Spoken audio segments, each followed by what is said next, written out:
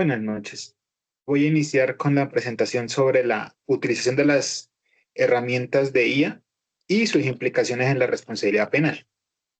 Entonces, primero tenemos que la responsabilidad penal en el contexto de las nuevas tecnologías se refiere a la atribución de consecuencias jurídicas, principalmente sanciones a las personas que mediante el uso, desarrollo o implementación de sistemas de inteligencia artificial u otras herramientas digitales terminan cometiendo conductas que son tipificadas como delitos.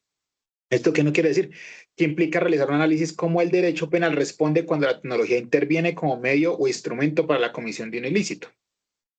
Entonces aquí, en este universo tenemos tres sujetos identificados claramente. Uno son los desarrolladores, que son las personas, las empresas que diseñan estos programas de IA, cuya responsabilidad puede analizarse si existe negligencia o dolo, digamos, si a la hora de diseñar ese código se identifican esas falencias que puedan permitir su usos ilícitos y ellos lo permitieran. Pero pues a la hora del uso como tal de la que se le da la herramienta, pues ellos ya no tienen una responsabilidad directa sobre esas conductas que se realizan. Pero bueno, y su responsabilidad llegaría hasta la parte del cuidado en el diseño y en su implementación. Ya los usuarios, que son las personas que emplean las tecnologías para fines lícitos o ilícitos, porque al fin y al cabo esto es una herramienta, son sobre quienes van a recaer esta responsabilidad. Y la IA como herramienta, pues actualmente no se le reconoce como una personalidad, o sea, penal, o sea, no se le pueden atribuir conductas tipificadas como delito, no se le puede hallar como responsable, simplemente es un instrumento y su utilización pues depende estrictamente de los humanos que son las que realizan ese uso. ¿Por qué la importancia de la responsabilidad penal en la IA? Primero, para la prevención de delitos, la existencia de sanciones penales frente a conductas como la creación de imágenes fraudulentas, sí, utilizar la voz de alguien, fraudes automatizados, suplantación de identidad, al generar hechos tipificados como delitos, pues desincentiva su uso y se reducen los riesgos sociales asociados a su masificación. La protección de los derechos es, el derecho penal cumple una función de protección de bienes jurídicos como la intimidad, el honor, la integridad personal y el patrimonio frente a ataques facilitados por algoritmos como filtraciones masivas de datos o manipulación de los mismos.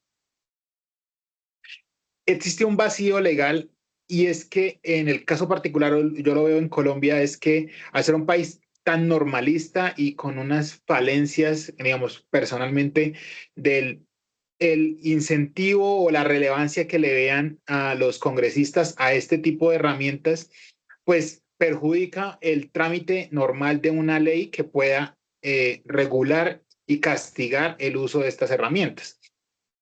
Y también por el mismo tema del proceso, que es una inteligencia que va avanzando tan rápidamente y por los periodos tan largos de periodos legislativos, puede que un proyecto de ley inicie y cuando ya finalice, ya herramientas tecnológicas quedaron por fuera de esa ley. Entonces, el caso hipotético que presento es cuando una persona utiliza herramientas de IA para clonar la voz de un directivo de una empresa y envía instrucciones falsas al departamento financiero para transferir fondos a cuentas controladas por el autor del engaño. Entonces, desde el análisis penal, en un contexto como el colombiano, esta conducta puede encuadrarse en delitos como estafa, acceso abusivo a sistemas informáticos o suplantación de identidad, dependiendo de las circunstancias. La responsabilidad recaería principalmente en el autor que ejecuta el fraude. Eventualmente podría analizarse responsabilidad de terceros si hubo participación o complicidad o fallas graves del control en el manejo del sistema. ¿A qué voy con esto? En caso particular colombiano, hoy en día sería analizar conductas tipificadas que ya se tienen como delito, que eso lo hablábamos en la clase, era la estafa, el abuso, la suplantación de identidad, pero no como tal ya relacionado con la IA, como con un agravante por utilizar estas herramientas que le permiten esa ingeniería social afectar a una mayor cantidad de personas y a personas más vulnerables que no conozcan de estas tecnologías.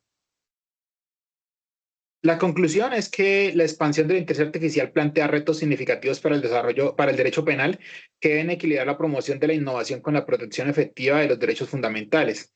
Es ver que la inteligencia artificial va a ser una herramienta que ya llegó, no va a desaparecer, va a seguir desarrollándose, va a seguir avanzando.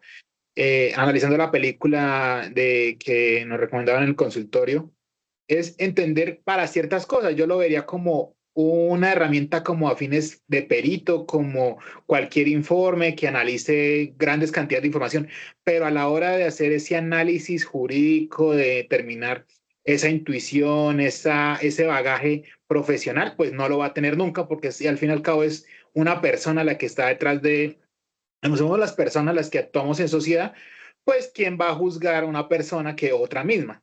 Entonces no pensaría que llegara al punto de que nos fuera a reemplazar o que recaiga sobre responsabilidades o atribuciones de personas, sino que lo veo más como una herramienta.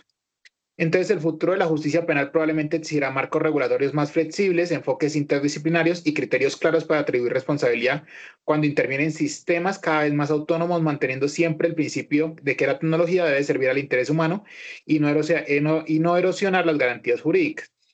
O sea, finalmente es una herramienta y creo que su uso, bueno o malo, debería estar contemplado en la norma para ser un agravante en el caso de que se use para lo ilícito o como una herramienta que sea favorable cuando la utilizamos para el bien.